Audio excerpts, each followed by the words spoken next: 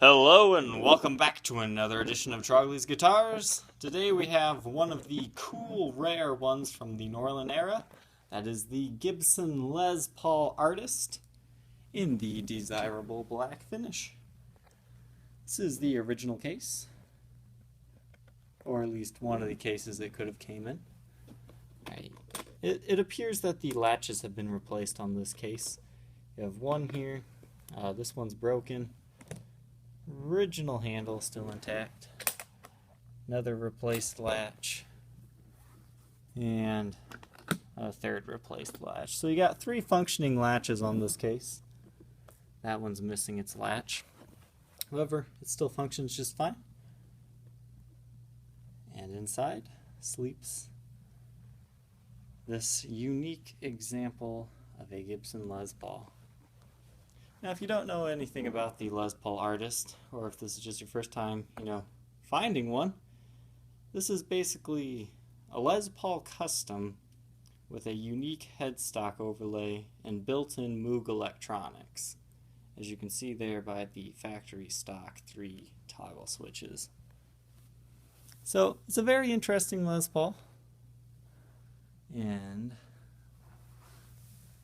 there's just so many different tonal capabilities you can get with this Les Paul that you can't get from a normal one. But at the same time, it still functions as a regular Les Paul as well, if you do not activate any of the Moog electronics. So once again, this one is called the Artist Les Paul. The other fancy ones of the Norland era are like the 2550 anniversary, the Artisan Les Paul, Spotlight Specials, those guys. But this one's by far the most unique. So, let's take a closer look here. You can see it has the LP script logo there. It's a really cool, unique headstock overlay on only this guitar. You can see there is some wear and tear up here on the finish, as well as there, and there's finish scratches all over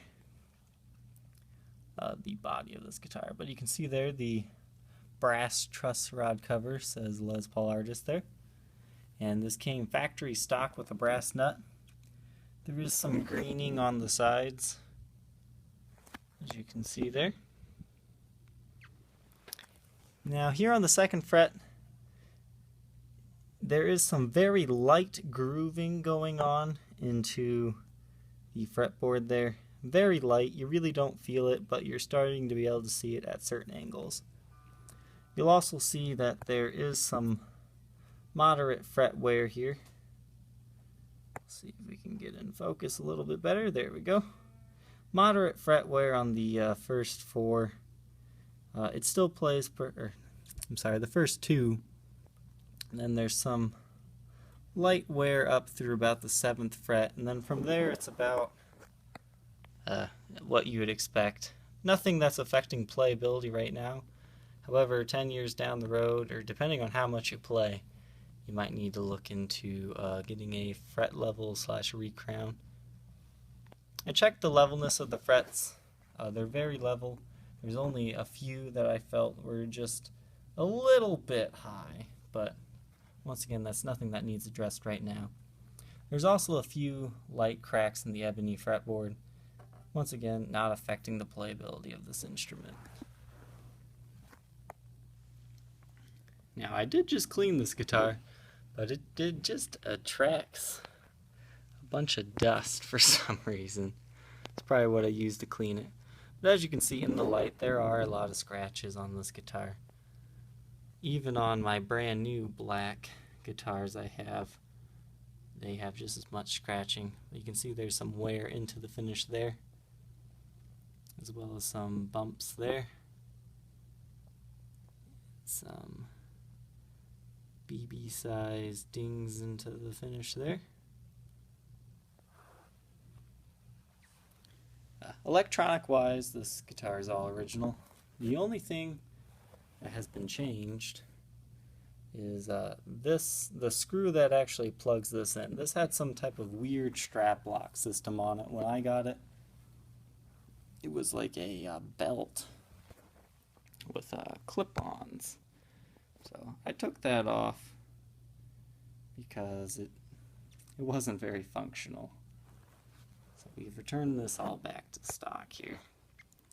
Serial number is 83430761, making this a 1980, late 1980 model. And Made in USA stamp is right there, with Gibson branded logo tuners.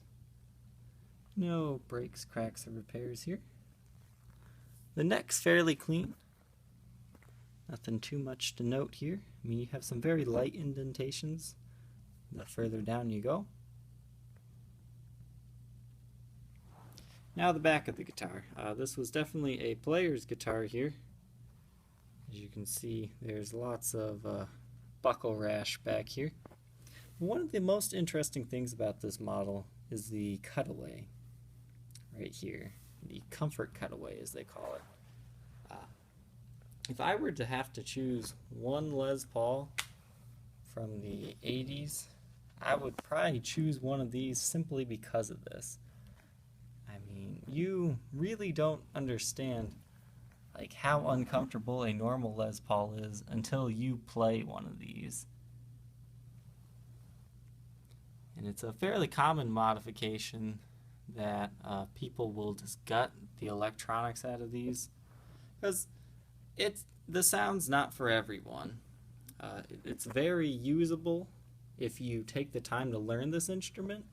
However, if you're just looking for you're a normal guitarist, you want just that normal sound, you don't want the extra options, it's always an option for you too. Just hold on to the original stuff.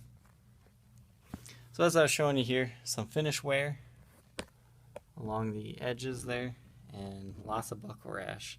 That's the only thing that's really through the finish right there. Looks like a zipper dug into it or something. But overall, it is a player's model, but the top is clean for the most part.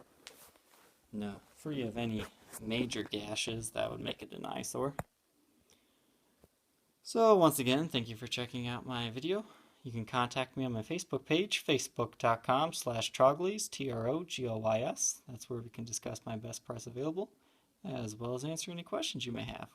Thank you for watching, and we'll catch you next time.